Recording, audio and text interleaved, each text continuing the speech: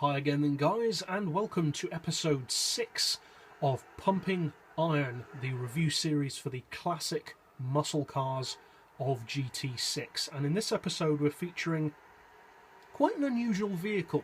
Now the car itself isn't unusual. What is unusual about it is the status that it has in the GT6 community at large. To be more specific, this is a strange vehicle because despite being one of the best vehicles in the game, muscle car or otherwise, it's still not given anywhere near the respect or love that it deserves, even within the muscle car community. Now, obviously there are people who use and love this car, but even cars like the Dodge Charger get more use than this vehicle. You see plenty of people pulling out Red Devils and Trans-Cam Mustangs, but you hardly see anyone pulling out the Cuda in high-performance, highly competitive lobbies, especially on tracks that involve top speed, such as, for instance, Special Stage Route X, or here at Le Mans. So why is that?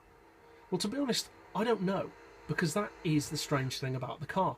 Due to the sheer size of the Gran Turismo community, usually cars which are outstandingly good or bad tend to get pretty well known quite quickly because of how many people are using the vehicles, and just having a lot of heads working on the same project generally makes things known quite quickly.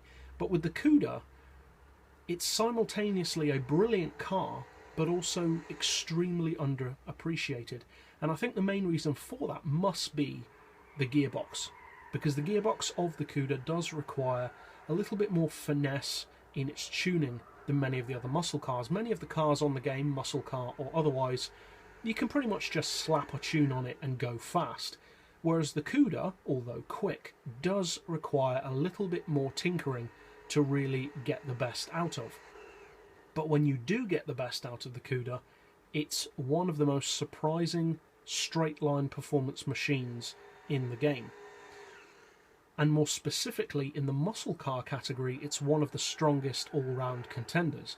Now, it has a price tag of 58,000 credits, which means that it's also one of the best value muscle cars in the game. But what does it actually have to offer for that money? Well, it's a 440 cubic inch, as is indicated by the name, which works out to a 7.2 litre V8. It's supercharged, and fully tuned it produces 886 brake horsepower, so it is one of the more powerful muscle models. It also produces a massive 954 pound-feet of torque, and only weighs, a very surprising for a vehicle of its size, 1,266 kilos, and thanks to that very modest weight, combined with the huge power, it has an excellent power-to-weight ratio of 700 horsepower per tonne. Now, although I said it's impressive for a vehicle of its size, as far as muscle cars go, the Cuda isn't that big. It's actually narrower than the Camaro, which itself isn't a very large car. But the Cuda does have more length than width, which is rarer in muscle cars on Gran Turismo. Obviously, I don't mean that they're square. I mean, usually muscle cars are known for being quite wide, rather than overly long. Whereas the Cuda is not particularly wide at all. It's 6 feet wide and 15.5 feet long, which for a muscle car is quite small, all things considered. And it doesn't look like a small car. It looks like quite a large car. But it's more compact, it's lighter, and more powerful than many of its rivals, and that equates into phenomenal performance potential. Now, the acceleration off the line is not the quickest of muscle cars. It does have a lot of wheel spin, which isn't surprising considering it has over 950 pound-feet of torque. But for mid-range and top-end acceleration and top speed and draft potential, it's almost unbeatable in the muscle car category. It has a cruising speed, if you tune the gearbox right, of around 260 miles per hour without slipstream or nitrous. And with draft, you can easily take this car over 300 miles per hour. And it's one of the very few muscle cars that can do that easily.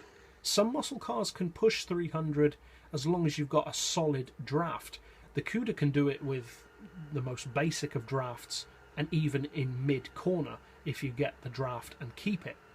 Especially with NOS, it will go even faster again.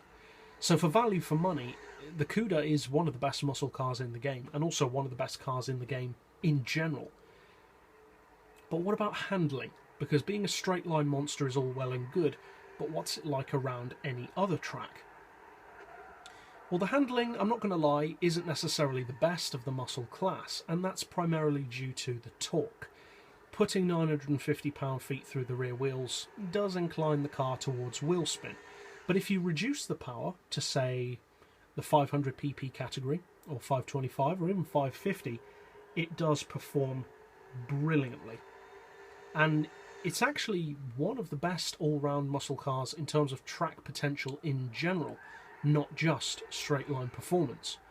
So if you haven't tried the Cuda before, I would strongly recommend that you do so. And if you're looking to buy one of the two, I would, no contest, recommend the 446 pack, which is this one here, rather than the 346 barrel, which, although looks nice and has an interior, whereas this one doesn't, is no way near the car this is. Now, incidentally, you do need to recognise that this is not a premium car, so it doesn't have an interior, but that's the case with many muscle cars on the game, the majority of them in fact. And also, something to bear in mind is that you cannot paint this car. Once you choose the colour from the factory, that's it. You cannot repaint it, so make sure you choose wisely. As it happens, it looks pretty good in most colours anyway though, and there is a very good selection of colours to choose from. So overall, if you haven't tried this car, I'd strongly recommend that you do so. And that's it for this episode, so I'll see you guys next time, and as always, thanks for watching.